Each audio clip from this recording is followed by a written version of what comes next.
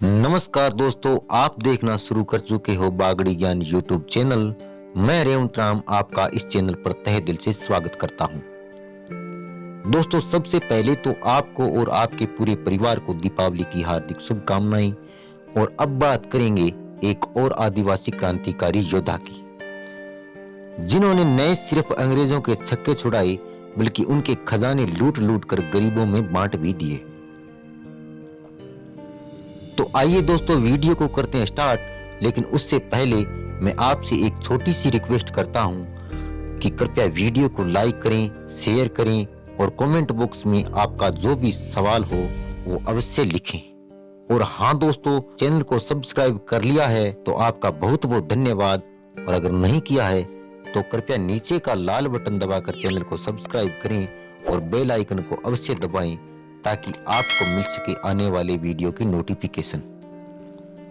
खाजा नायक, यह नाम बहुत ही कम लोगों ने सुना है। हालांकि खाजा नायक अंग्रेजों से अपनी आखिरी सांस तक लड़े थे, लेकिन अफसोस उनका जिक्र इतिहास के किसी भी पन्ने पर नहीं है।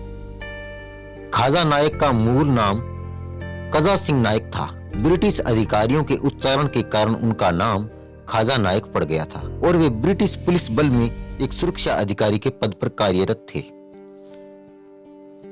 उनका जन्म कहां और कब हुआ, इस बात का कोई स्पष्ट रिकॉर्ड नहीं है। हालांकि ऐसा कहा जाता है कि सांगवी पलासनेर इलाके में एक गांव में उनका जन्म हुआ था। उनके पिता गुमान सिंह नायक भी ब्रिटिश सेना में एक सुरक्षा बल अधिकारी थे और उनकी मुंबई आगरा मार्ग पर सिरपुर सेंधवा घाट की सुरक्षा की जिम्मेदारी थी। उनके पिता के ईमानदार काम को देखते हुए ब्रिटिश सरकार ने गुमान सिंह की जिम्मेदारी पर उनके बेटे खाजा सिंह नायक को भी नौकरी दे दी। 1831 से 1851 तक खाजा नायक ने अपने पिता की तरह ही ईमानदारी से काम किया। फिर एक दिन ब्रिटिश सरकार ने खाजा नायक को झूठे हत्या के केस में फंसाकर 10 साल की सजा सुना दी। उनके जेल जाने के बाद मुंबई आगरा रोड पर भील समुदाय के युवाओं ने हमले किए। इस बीच खानदेश में भी भील समुदाय के विभिन्न गिरोह भी अंग्रेजों के खिलाफ हो गए। जगह जगह नायक की सपोर्ट में आदिवासियों को देखकर ब्रिटिश अधिकारियों ने सोचा कि अगर खाजा नायक को रिहा कर दिया जाए तो यह मामला नियंत्रण में आ सकता है। इसलिए उनके अच्छे व्यवहार का हवाला देते हुए 5 साल पहले ही खाजा नायक को रिहा कर दिया गया और उन्हें ब्रिटिश सेना में फिर से शामिल होने के लिए कहा, लेकिन वे नहीं माने। कालांतर में उन्हें भीम नायक, महादेव नायक, दौलत नायक, कालू बाबा, आनंद नायक, रामलिया नायक सहित महत्वपूर्ण सहयोगी मिल गए और उन्होंने ब्रिटिश सैन्य अधिकारियों को लूटना शुरू कर दिया।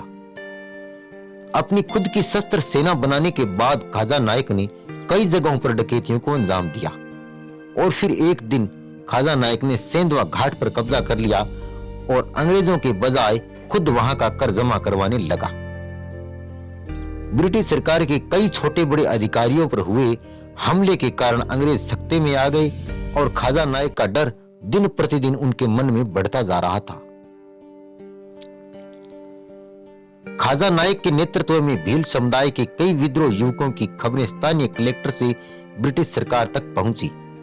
17 नवंबर 1857 को जब ब्रिटिश सरकार उनके खिलाफ कार्रवाई करने की योजना बना रही थी, तब खाजा नायक ने अपने दोस्त भीम नायक और 300 भील युवकों को साथ लेकर जामनली चौक पर ब्रिटिश खजाना लूट लिया, जिसमें चांदी के सिक्के थे। इतनी बड़ी लूट से ब्रिटिश सरकार हिल गई थी। उसके बाद में खाजा नायक ने ब्रिटिश पोस्ट ऑफिस भी लूट लिया। खाजा नायक ने इस खजाने से लूटे हुए धन से अपने सेना के लिए हथियार खरीदे और बचा हुआ धन गरीबों में बांट दिया।